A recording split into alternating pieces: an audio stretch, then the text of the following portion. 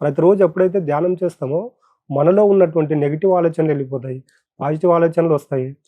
అప్పుడు ఏమవుతుందంటే బయట ప్రపంచంతో ఎలాగ ఉండాలి, ఇన్నర్ ప్రపంచంతో ఎలా కనెక్ట్ అవ్వాలని తెలుస్తుంది.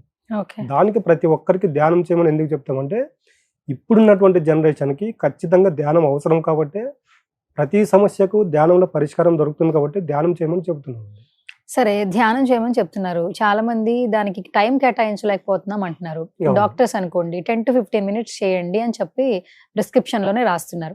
మీరు ఎలా సజెస్ట్ చేస్తారు ధ్యానానికి సంబంధించి ఎంత సమయాన్ని మనం కేటాయించాలి? అదే అండి, ఇప్పుడు ఎవరికైనా కూడా ఒకే రోజు ఒకేసారి 30 minutes కూర్చోండి, 1 hour కూర్చోన్నట్టు కూర్చోలేరు.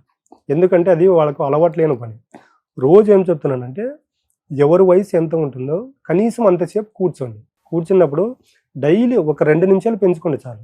స్టార్టింగ్ 15 నిమిషాలు కూర్చోండి. రోజు 1 నిమిషం పెంచుకోవడం పోవడం వల్ల ఏమవుతుందంటే 1 month తర్వాత 40 minutesకి వెళ్ళిపోతాం. తర్వాత మనం లేవాలన్నా లేవలేము. ఎందుకంటే మన ఆత్మకు కావాల్సింది ఇదేనండి. యూనివర్స్లో ఏదైతే కాస్మిక్ ఎనర్జీ ఉందో దాన్ని రిసీవ్ చేసుకుంటుంది మన ఆత్మ అనేది. అప్పుడు ఏమవుతుందంటే మనం ఏంటో మన తత్వం ఏంటనేది మనకు బోధపడుతుంది. మనం ఏంటి, బయట సమాజంతో ఎలాగ ఉండాలని తెలుస్తుంది. కాబట్టి ప్రతి ఒక్కరికి ధ్యానం అనేది అవసరం అండి. మీరు ఎటువంటి స్థితిలో ఉన్నారు, ఇక్కడ డబ్బు ఉన్నవాడు డబ్బు లేనివాడు అనేది ముఖ్యం కాదు. ధ్యానం చేయండి. ధ్యానం చేయడం వల్ల ఏమవుతుందంటే మీ లైఫ్ స్టైల్ అనేది మారిపోతుంది. మీరేంటో మీకు తెలియాలన్నా, మన యొక్క ముద్ర కనిపించాలన్నా, మన మాట 10 మంది వినాలన్నా ధ్యానంతోనే సాధ్యం.